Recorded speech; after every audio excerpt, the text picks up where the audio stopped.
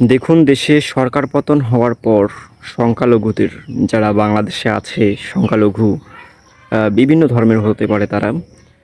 আমরা তাদের আহ, ধর্মীয় উপাসনালয় থেকে শুরু করে তাদের জানমালের নিরাপত্তা দিচ্ছি।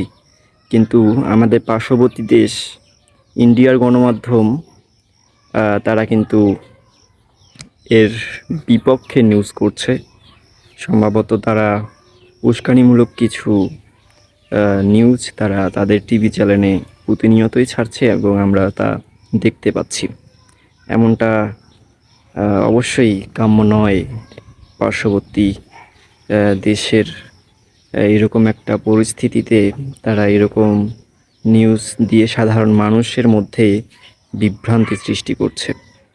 আপনারা সবাই গুজবকে এড়িয়ে চলুন এবং যাদের নিজ নিজ এলাকায় সংখ্যালঘুরা থাকতে পারে সেই সংখ্যালঘুদের পাশে দাঁড়ান এবং তাদের নিরাপত্তা নিশ্চিত করুন।